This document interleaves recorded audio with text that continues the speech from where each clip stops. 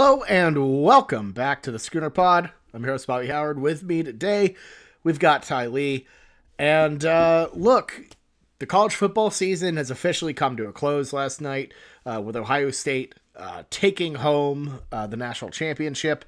But over here in Sooner Nation, with OU, of course, that hasn't been... that's not the most important thing about Ohio State, for sure, is them winning the title. It would be the supposed pursuit of defensive coordinator Jim Knowles, something that, has been talked about for a bit, frankly. And I think the first time you kind of heard it, you hand waved it a bit, but as we've gotten closer, as it's gone on longer, as Knowles was asked about it at a presser and essentially didn't deny it, it's become more and more credible. So Ty, what are your thoughts on the rumor of Jim Knowles potentially going to Oklahoma? Do you buy this at all? Yeah, so obviously there's a lot to unpack there. We're an OU podcast, and in spite of some allegations, I am in fact an OU fan. But the number one thing that comes to mind first is, why would you take that job? You're kind of at the peak right now at Ohio State. He's a guy that we know has had in the past and probably still has in the future head coaching, desires. So would be kind of curious to move from a position that you are the guy, you're the defensive coordinator. There's no allegations that you're a figurehead or a puppet under Brent Venables, because we all know how Brent Venables has his hand in the defense. And then at the same time, I don't think there's a financial benefit necessarily. I think if it came down to that, Ohio State would probably ride their high of their national championship that they just won yesterday, and maybe get him whatever he's asking for. So it is a bit curious from that perspective. But I think if you kind of look beyond all of that stuff, you'll see that the current market in coaching, and the current market in college football coaching specifically, is one where you really never know. And you'd be a fool from OU's side not to explore it if there is, some chance there. It's never be the person that selects yourself out of something. Let's go make him tell us no, and let's approach anyone and everyone we want to and make them tell us no. There's no reason. We're still a great brand. I think that's the big thing that I'm getting out of this is we're still a great brand. We still have that power. We still have that name recognition, and we still have that leadership in place from an athletic department point of view and from a donor point of view to go out and still have serious conversations with some of the most in-demand people in the sport right now. Well, and that's the thing is as far as like program prestige goes, really Oklahoma is one of the few ones that can swing, poaching, a a coordinator from an Ohio State, that would be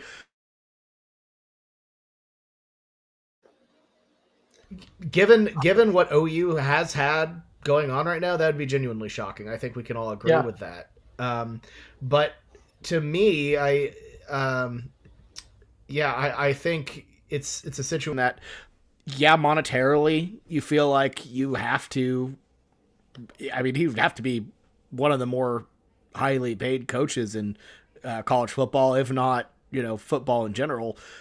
He's already making a ton of money at Ohio State. You would be. So maybe this is just a ploy to, kind of get a little bit of a raise here, turn the screws to the Ohio State organization, which I totally get. It's the typical Gundy move, by the way, learning from his old head coach, I guess. Last stop was at Oklahoma State. Winning a championship and then going and trying to renegotiate a contract is not something that he learned from Mike Gundy. Fair enough. He actually did something to warrant it. But no, I think there's obviously, Sooner Scoop has mentioned that Brent and him have talked about it, so the discussions feel like they're legitimate. So obviously you would have a raise. Apparently there is a personal factor as well for those who don't know. And, everyone's talked about this a bit ad nauseum at this point. His fiance does live in Oklahoma. Knowles did like living in Oklahoma when he was with Oklahoma State. So there is a personal tie there as well, but whether or not that will be enough to do it, I don't know. And of course, there's always the factor of, how much does this change the situation for OU? Because defense by far was the strong point last year for the Sooners. And, I don't know. I feel like Knowles adds a lot in a way, mainly because Brent Venables, someone who notoriously cannot give up control of the defense, would have someone he would trust to run the defense, you would hope, right? I think it would add a whole lot, and I generally always maybe overweight this compared to, what you or Jameson or Boat and Blake, even when we get into these discussions on this podcast. I really value the hype and sort of just the general conversations around the sport. Like your reputation as a program and where people think that ship is going, I think is so, so important, especially in the current recruiting landscape. And it's very hard, not super hard for some people, right? If they're great at recruiting and great at selling it. But if you're OU right now, it's very hard to get people to be like, okay, ignore everything that you heard about us in the news. Ignore the fact that, there's very serious chatter that the current head coach and everything can be gone at the end of next season. Like, you're going to redshirt that season, whatever. I was like, ignore all of that stuff and look at just the actual numbers. If you're a defensive player, look at this, look at what we can do, versus you bring in a guy like Knowles. Pretty much everyone, everyone that's a college football fan watched that game last night. Ohio State looks really good. They looked, well, obviously they were the best in the nation based on the system that we use to solve that currently. But I think you steal some of that. And even if if OU's defense was statistically just as good as Ohio State's in every way, from recruiting to on the field performance and everything else, which we weren't, but if we were, being able to steal that, like, hey, this is the defending national champion defensive coordinator. This isn't like, oh, he was an assistant or something. Like, this is the defending national champion coordinator. He came to us. He must see something. You saw what his defenses do. And I think you really, really get that, at least public image, turned around prior to the game. And couple that with, Mateer and with, the OC situation, which just doesn't make the same splash. Because even if they are just as good, it's still Washington State and it's still, unproven guy versus, the most current national championship, and it wasn't a fluke from the defensive end. Well, it wasn't a fluke, period, to Ohio State credit. Well, and I mean, with all due respect to Ben Arbuckle and John Mateer, those are hot names, but they're still I don't want to say unproven, but they did what they did against a mostly Mountain West schedule. Arbuckle's still crazy young. He's 28, 29, something like that. Jim Knowles has been doing this everywhere. He did it. He turned around a Duke program, which is very hard to win at Duke. Ran a great defensive coordinator, was great defense there with the Blue Devils. He flipped Oklahoma State around entirely, made them a juggernaut. That Malcolm Rodriguez era team, back from 2021, that was a beast of a defense. And, he's operated the number one and number two defenses respectively in the past couple years, with Ohio State. So the guy has proven he can do it anywhere with anything. And what we have what Oklahoma has in that defensive room is absolutely good enough to win and compete in the SEC, especially with the retention, with the recruiting. All of that is right. And getting a guy like Knowles can take that to a different level. So and not only that, not only just would it look great on a football field, like putting that all together, but it really helps your PR, given that, just mere weeks ago, you got snagged by West freaking Virginia, which is, that kind of hurt a little bit. I think that hurts your momentum a little bit. So to upgrade, so to say, with all due respect to Zach Alley, who I think is a rising star, to upgrade at that position and snag from a defending national champ would be astonishing, to say the least. So PR-wise, I don't think you could do any better than that. And yeah, it's going to be expensive. But you know what? It also is expensive. buying out your head coach, who is very bad. So you do whatever you can to make this season work. And if you get Jim Knowles, I don't see a world where that defense flounders. You say that now, but at this very moment, OU is probably sitting there signing a 20-year, like $1 billion buyout with Jim Knowles or something insane.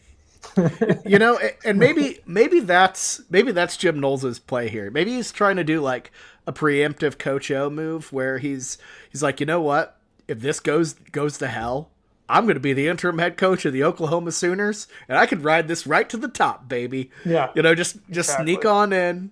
If you have to sack Brent midseason, he can go up. He's clearly more senior than Arbuckle, and there you go. You're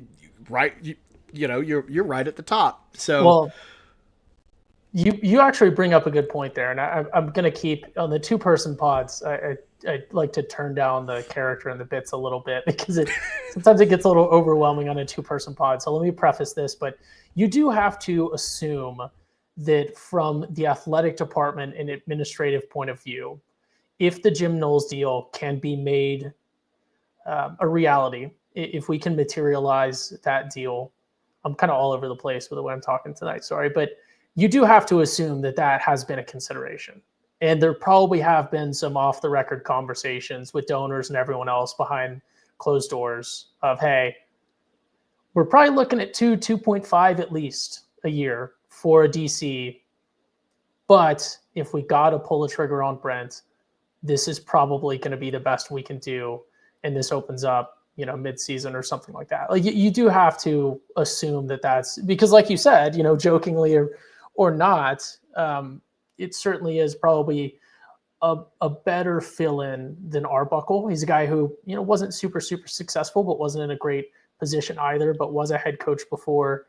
And I don't think the ship is seen as pure sinking mode if you did have to have Jim Knowles as an interim head coach, because I think, frankly, at this point, if we're going in, if he is fielding opportunities to leave Ohio State, obviously, Ohio State's going to try to do what they can to keep him, but we're probably not competing with very many other DC offers because realistically, outside of, I guess, the NFL, depending on how you value those positions, you can't really go any higher than Ohio State on the defensive side. To Ohio State's credit, they are the defending national champs, but in terms of like money and prestige and everything else, everything is either a slight downgrade, which I would argue OU kind of is right now, or a lateral move at best. So you got to assume that we're fielding off or competing against. We're not fielding off because we don't have them, but we're probably competing against head coaching offers, which is, I think, doubly impressive if we could land them. Yeah, and I think the circumstances of it all, the Oklahoma ties, all of that's the thing that's really keeping you in this. Because I think under normal circumstances, he wouldn't, like a defending national championship defensive coordinator wouldn't entertain a move, especially from an Ohio State. But you consider that, you consider the weird fan meltdown only like a month or so ago that they dealt with. Like, I don't know. You want a natty, but there's some people. Look at OU. Does he look at OU, though, and go, oh, this is a much more sane fan base? I don't want to have to deal with it. Like, the only major program that's booed a starting quarterback in its home stadium while winning before even losing a game that season. Like, does he really look at us and see anything different? Yes. Probably just a little bit, because it's like OU's not great. I will say that fan base wise, we're intense. We have high standards.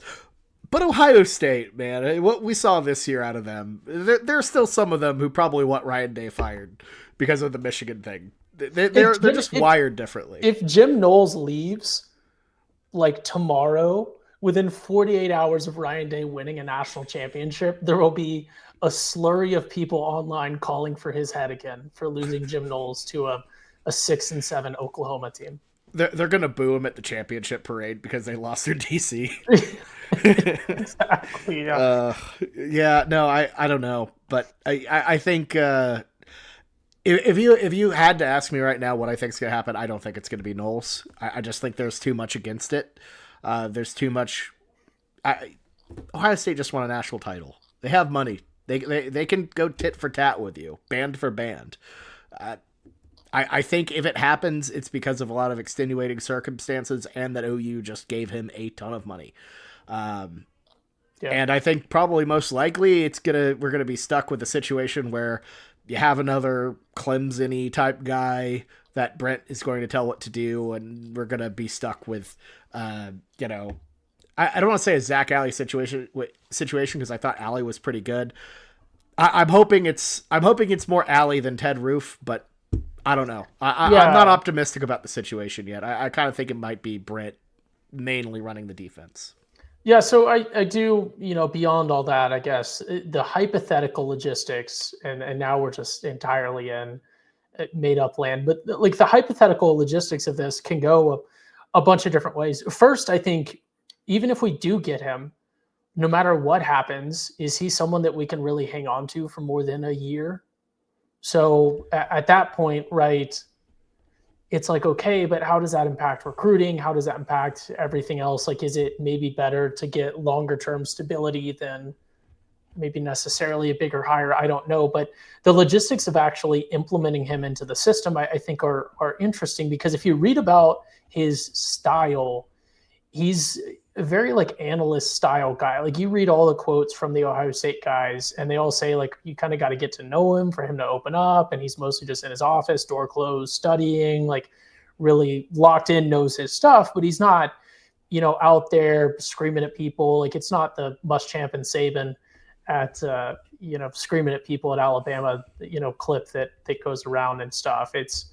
He's a much more sort of cerebral, went to an Ivy League school and coached the Ivy Leagues and everything else. Like, it would be not a good fit at all. And it just wouldn't work if Venables tried to have his hand in everything, because then he's basically just there for no reason because of his style of coaching. Whereas however you could make it happen, if you really could get Venables completely hands off and go full head coach, I think that'd be tremendous for the program and tremendous for Venables' development as well. And like you said, in a guy that he trusts in Jim Knowles, and if he really trusts him, he should be able to go hands off and let Knowles handle the actual operation of running the defense. Because I've never heard anyone say anything negative about the culture that Venables tries to instill.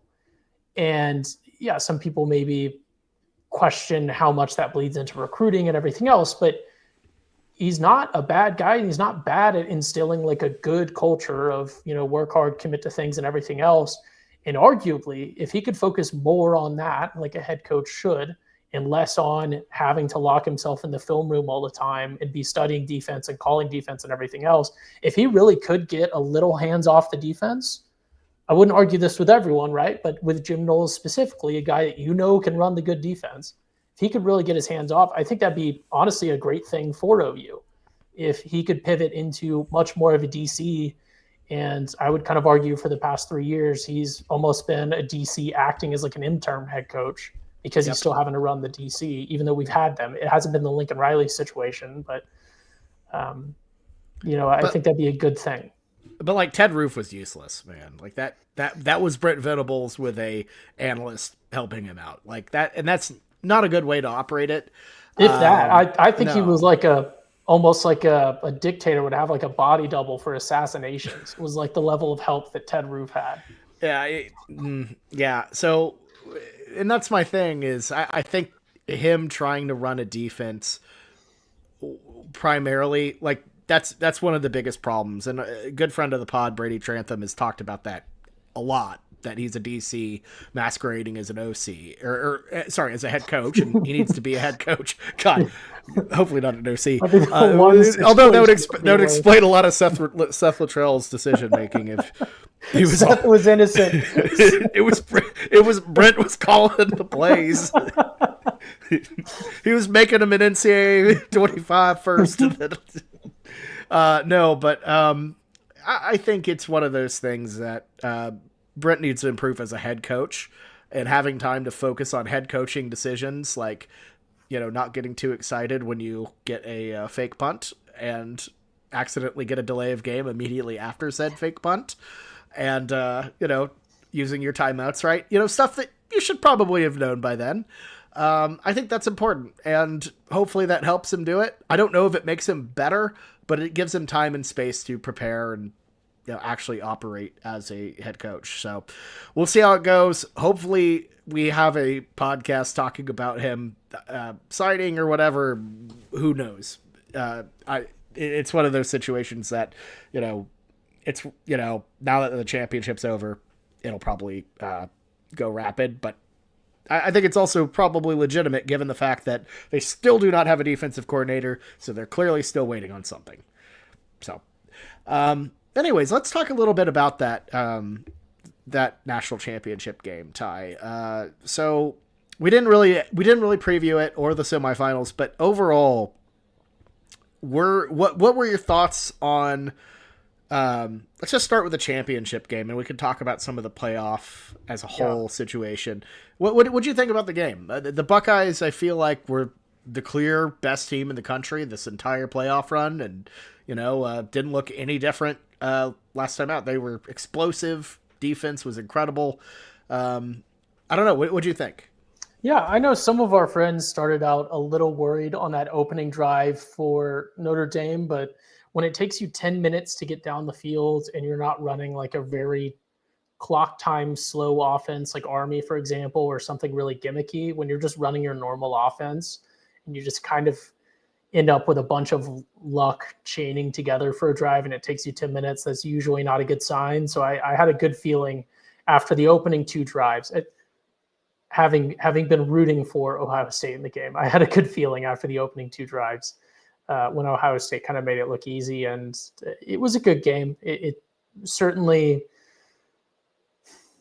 I don't know that it was the best two teams in the playoff that played in the game, but no one there was undeserving, obviously, and really cool. I'm a big Marcus Freeman fan, and he did a really great job, and is potentially an Ohio State sleeper agent, as the Notre Dame message boards have figured out. But I think, like you said, this kind of bleeds into the playoff as a whole, but I think the best team in the playoffs won. And for all the arguments about who was deserving and who wasn't deserving of being in the playoffs, ultimately they serve as a vehicle to determine the proper national champion. And you could have put any other combination of teams into that playoff, whether it be Alabama, Ole Miss, whoever you want to. That Ohio State team 9 times out of 10 is probably winning, and if they aren't, it's some weird flukes. So I think the playoffs succeeded in selecting the proper national champion. Maybe some people had some easier paths to get deeper than they needed to, but very impressive performance by Ohio State. And, I think they could have won by more, but it was a good game. I think they clearly got the best team. The Buckeyes, it's tricky during a regular season sometimes when you are that powered to, really display that on a week-to-week basis. Especially during the dog days of a Big Ten schedule when you're playing, I don't know, in Iowa or someone like the Northwestern.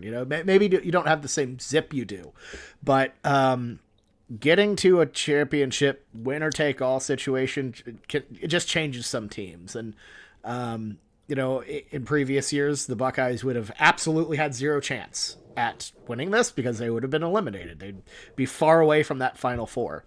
But they got on a hot run, like we've seen teams in the NFL do, like we've seen teams do in every other sport with a playoff, and they earned their way. They had a brutal path. Tennessee was not a pushover, despite what we all kind of reacted to initially after that.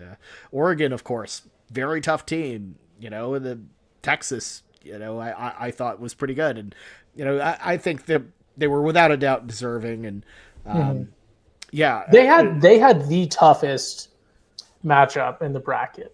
Yeah. Like it night and day from the lineup that anyone else had. Even if any of the other teams could have made it down to the championship game, no one had a tougher string of matchups than Ohio State.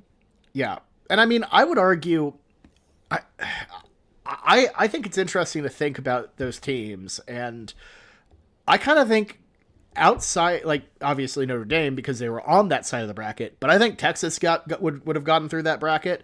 I think Tennessee could have gotten through that bracket, and Oregon certainly would have gotten through that bracket. On the other side. On the other side. And that's one of the things that's a problem with the current playoff is that they got to fix the seeding. I feel like it's a little imbalanced, to say the least. Oregon getting Ohio State out of the jump is no reward whatsoever. I don't know. I think you got to tweak it. Yeah, I mean, realistically, and I'm trying to leave out all the complaints that other people are doing, but the mechanism to preserve the value of conference championships, I think, unfortunately, is probably the biggest culprit, because it's just there's probably no easier way to do what they're intending to do, but you're never not going to have at least one.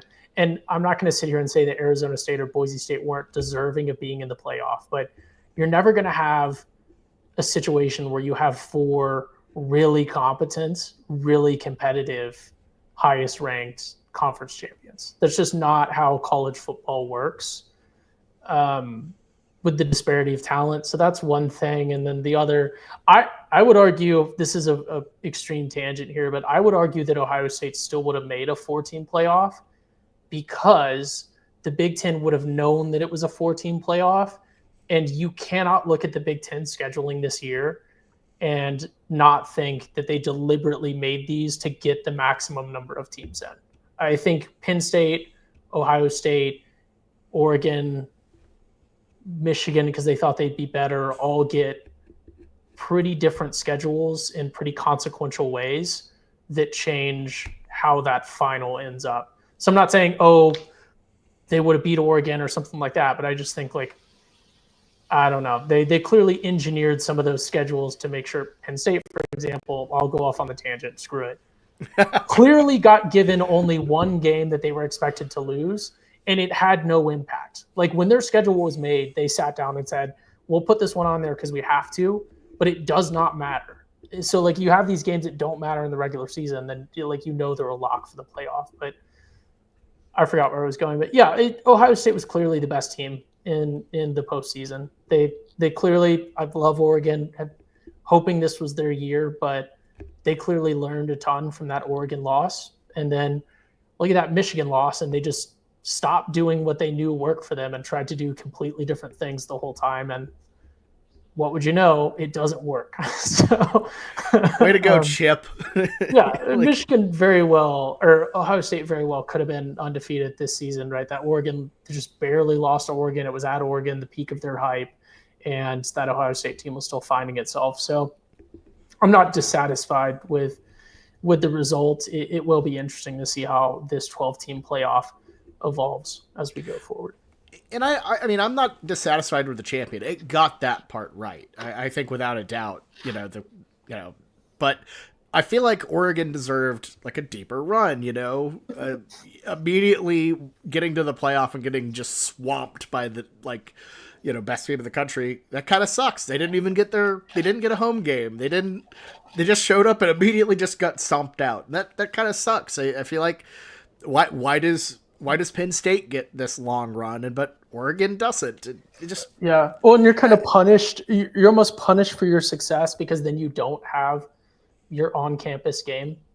Yeah, where exactly. You get to have like a giant celebration of your season, and your fans get a much more accessible, affordable option for, getting to see the team in the playoff and probably seeing a win. And it is kind of unfortunate. And then all the five teams just immediately get smoked.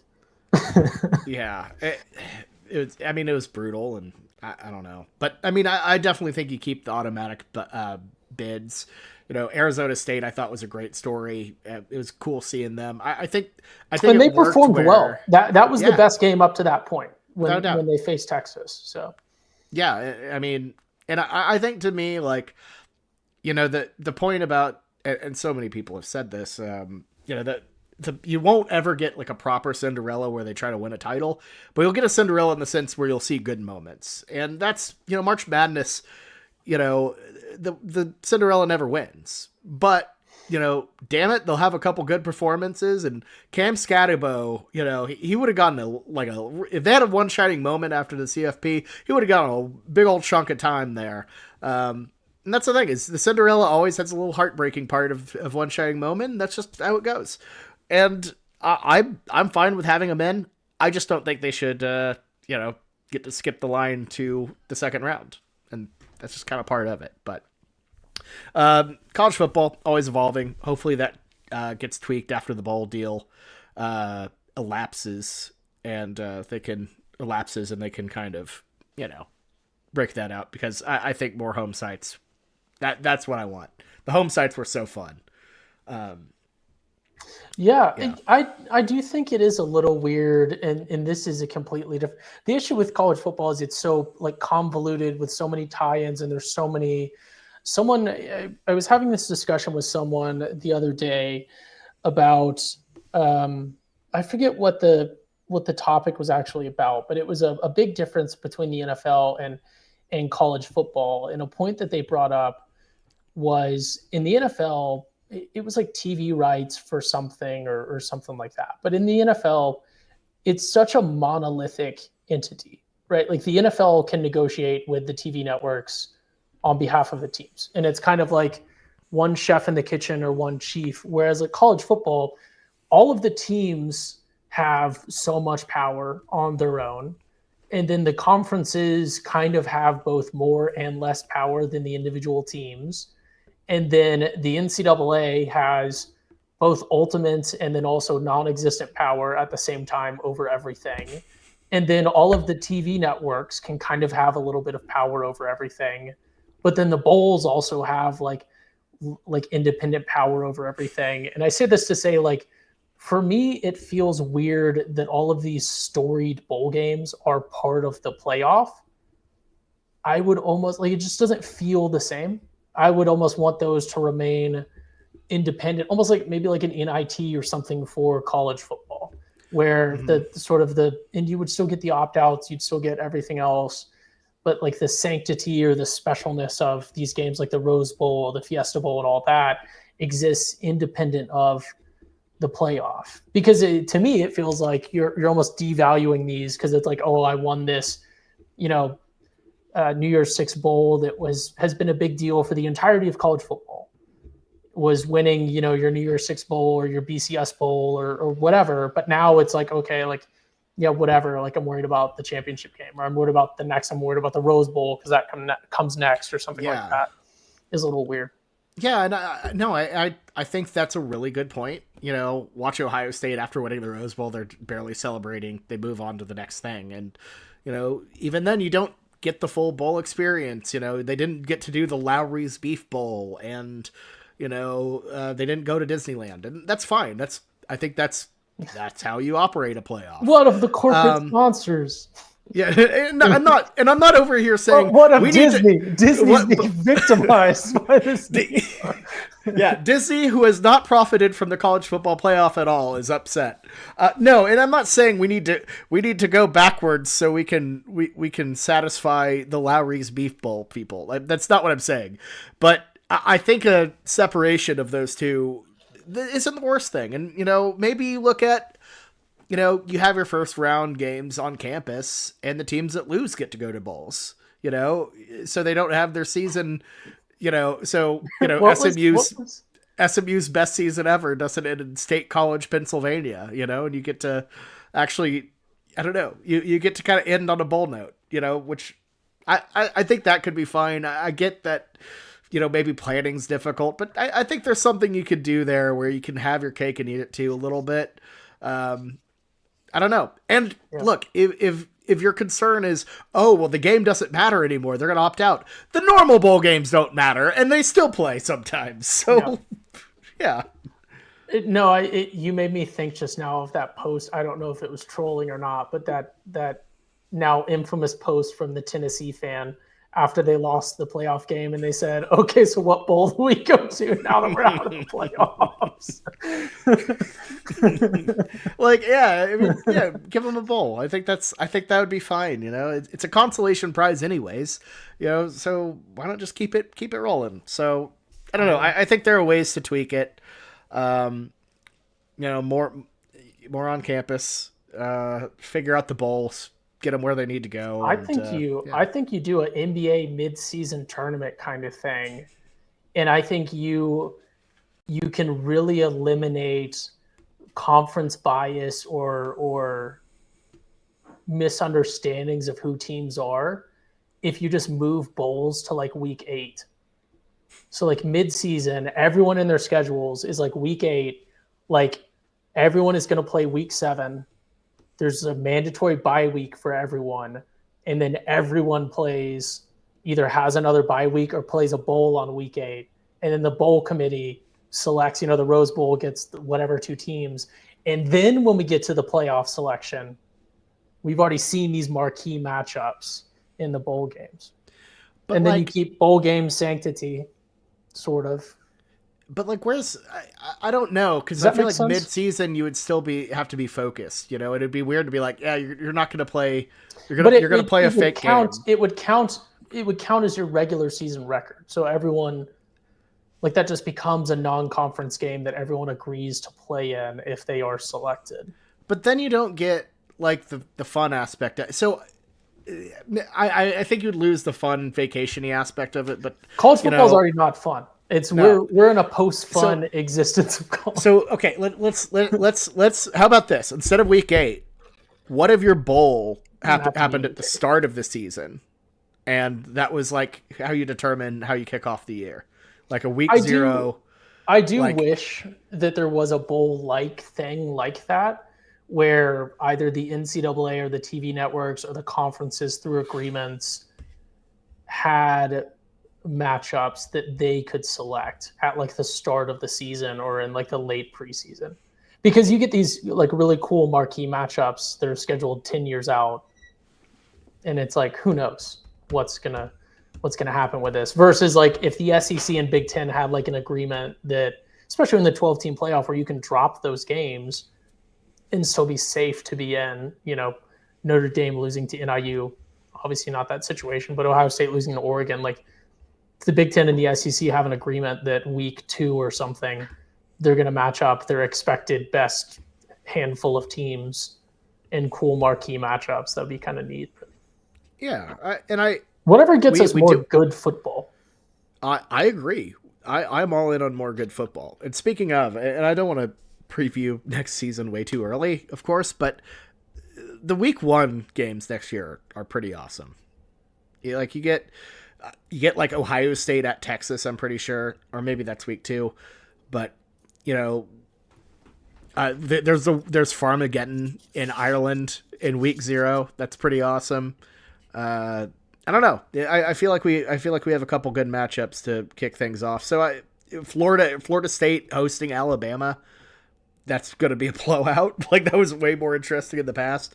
Clemson at LSU, like Notre Dame Miami week 1. Just to me, I feel like you get those good games, but bowls are a weird, antiquated part of the system that I would argue you need to find a home for. I would argue that functionally, we need to get Boat and Blake on here and take this to court. But I would argue that I'm trying to recall what the actual name for the game is. I would argue that legally, the Dublin, Ireland, like Aer Lingus sponsored marquee matchup game is technically a bowl game. It's kind of bullish. I think it's a bowl. I think it's technically a bowl game in the way that it functions, in the way that it fits. That's also a week 0 matchup this next year. We got a really good week 0 next year. It's like a very niche thing that I complained about this past year, is just none of them were entertaining. But Stanford at Hawaii, kind of interesting. Farmageddon, like you said, in Dublin, and then Fresno State at Kansas should actually be a fairly decent matchup. That's the 3 week 0 games. That's like a game that Boat and Blake would go insane for. Yeah, Fresno, Kansas. That's nice. And I think that's KU's opening up their new stadium that day too, that's big time. But so speaking of week 0, some people have proposed it, And I know Feinbaum was talking about, one way you can fix the schedule is moving everything up and bumping Army Navy to week 0. What are your thoughts on that? I know you're probably totally against it. I think I'm kind of against it because it's something you build up to. It'd be weird to just immediately start with Army Navy. I don't know that there's actually the say out there to even make that happen, because it's such a part of the tradition for the student bodies and for functionally, I don't know if you could make that happen the way it works for students there, because the actual students start, especially as the freshmen, have basically a boot camp thing for the entirety of the summer that rolls right into their classes. And then that first semester is sort of a different environment. So I don't know if you could even functionally do that. The game is supposed to end the semesters for both schools and kind of be that sort of last big thing that you do. It's a little temporary relief right around exam time and then going back for Christmas. So I don't know. I legitimately don't think the networks have enough pull to make that change, because I think those are the two schools that would be I guess we're going to lose some money for the program, but whatever. They would just be we're not going to go we're just going to go untelevised. I don't think it works, and I don't think it's an actual problem. I think it needs to have its own weekend. Maybe not necessarily. You could maybe flex it to a Friday or flex it to a Sunday even. I would like for it to be on its own day, but I don't really know. I think the Paul Feinbaum thing, if I had to guess, was just kind of hey, we need to cook up one tweet or one bit or one post or something, whatever their off-season strategy is, hey, we need one headline grab per week or something like that. And let's just churn through what sort of clickbait thing can kind of churn up some interest and get, I don't think it's seriously feasible to move that. Could you move the whole season for everyone to the left a little bit? I would kind of like that, actually. I think that's the better option. Week 0 should just be week 1, and then you just scoot. I know, it's really hot. The 1 week doesn't change it. It's still hot. It's still hot everywhere. That's going to be a problem wherever. But, the sport's changing. There's more time needed. I think the season ending on January 20th is way too late. I feel like you're bumping up against the NFL playoffs too much, and I think there's more you can do. And instead of, forcing the service academies to change everything about their, hundreds of year old traditions, maybe just move the season. And if you have, and I think that kind of works too, because, there are gaps between rounds. So, maybe that can be the week where there aren't any games being played, So I don't know. I think there are other options, but, the point about the academic schedule makes a ton of sense. There's no way you can move Army Navy to week 0. But because it's also the one school where it's just a non-flex academic schedule. The students are there at every class on time, in their appointed uniform and everything else.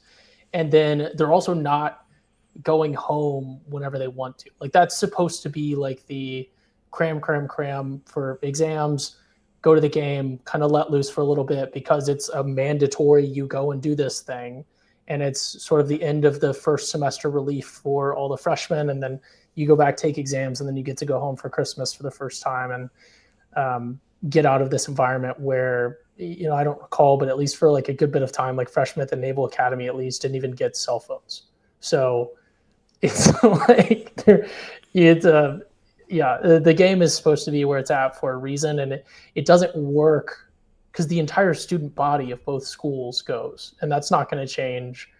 It just doesn't work functionally to put it anywhere else but that week, because if it worked to put it in the final week of the season with everyone else, it could still work. I just don't think you're whatever. Paul Feinbaum has found a problem that doesn't exist because I think if you move the Army Navy game, everyone else would still be no, we like the pacing, we like the little gaps and everything else. Moving if there's other games, change, Yeah, Army and Navy would rather other games probably be played that day than being moved to week 0 on its If own. there's one Just change that yeah. needs to occur in the timing of something in college football, it's the Heisman. How would you? What do you mean by that? How would you change it? Would you wait till the end of the season? Would It's got you? to be a complete postseason thing.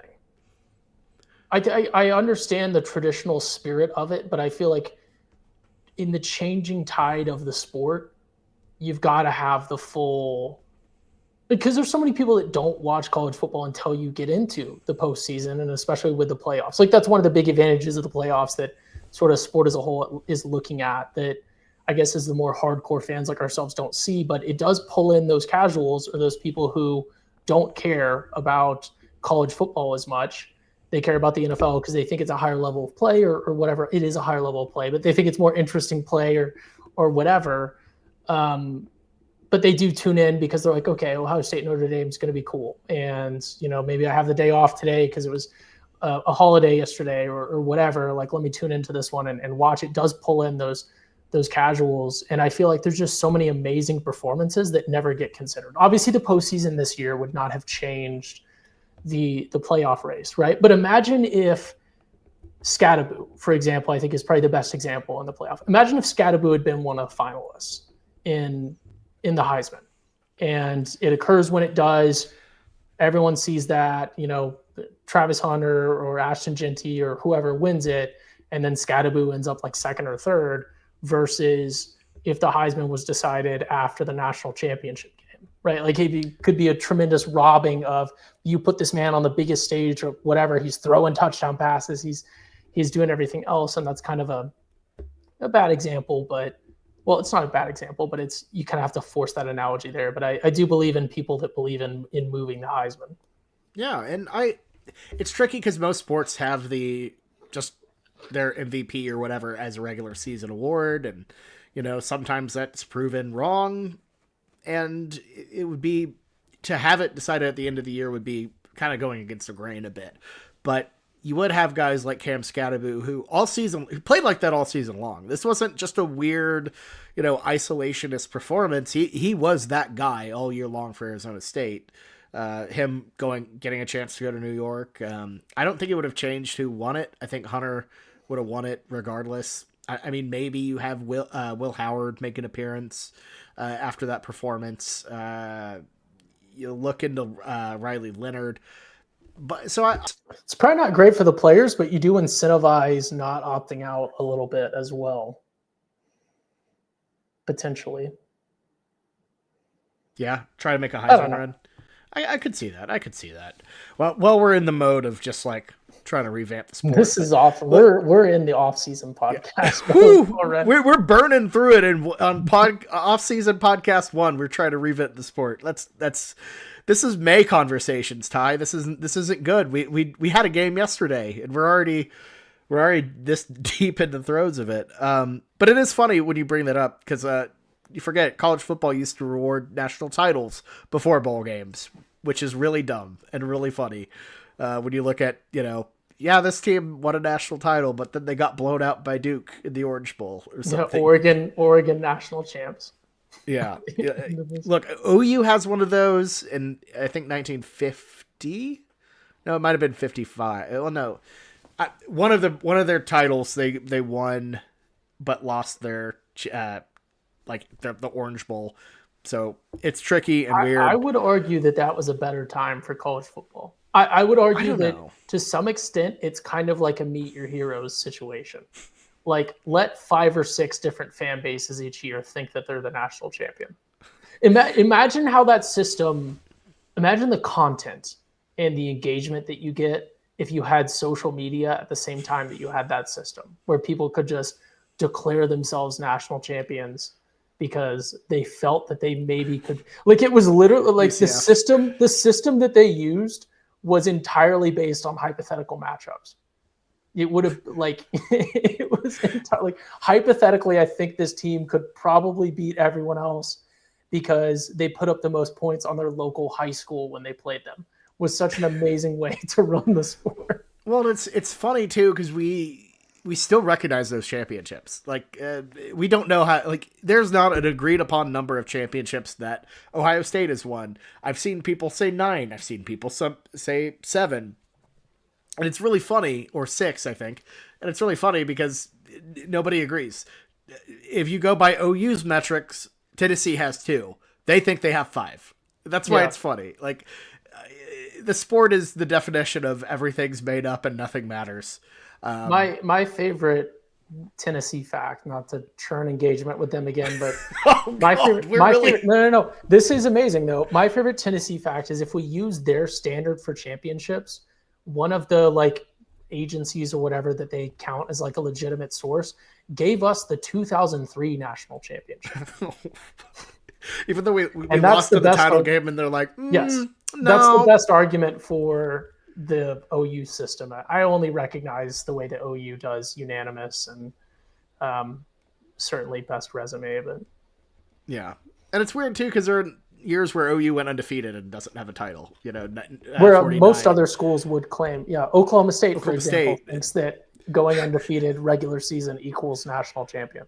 Yeah, just blatantly stealing a title over our. Even if it's like the 1 year from that entire system, from the creation of college football to the BCS, there is an year that everyone agreed upon, like, okay, that team was so unbelievably good that they really were the unified, undisputed national champion, being Army in 1945. And then Oklahoma State one day is like, we're undefeated. Let's apply for it. And that's, I think that's why it's so cool. I mean, that was a good team. They were not 45 Army. Do you know how hard it is to get everybody to agree on one thing in the 40s on a national champion? Like, that's absurd. I think Alabama might have gone undefeated, and they didn't claim it, and they claim everything. Yeah, they claim like a 2-5 season or something. Yeah, they claim like a 3-loss season. This is a good off-season one. Is what's the most egregious recognized national championship, or one that gets like buy-in from outside the school itself? Because I know for a fact that there's someone, it's either Bama. It's like Bama, Tennessee, or it's someone that I researched this season has a 2-5 season that they claim a national championship. And that's just cannot be allowed.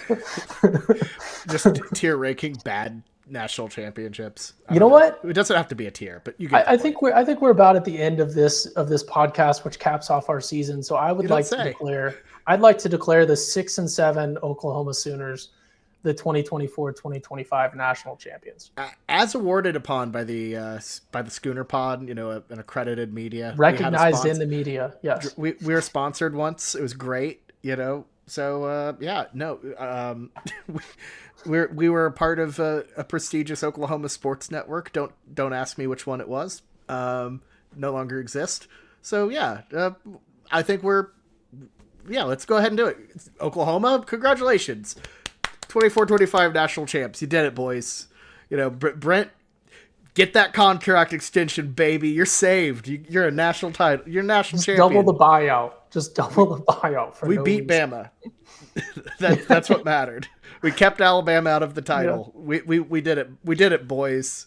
Anyways, I think that's the end of our show. Thank you all so much for following with us all season long. We'll be with you all off season, and anyways, just we'll get the national championship shirts on the press ASAP, so you can rock those. But for me and Ty, this has been the Schooner Pod. We'll talk to you next time. Have a good one, everybody. Boomer Sooner.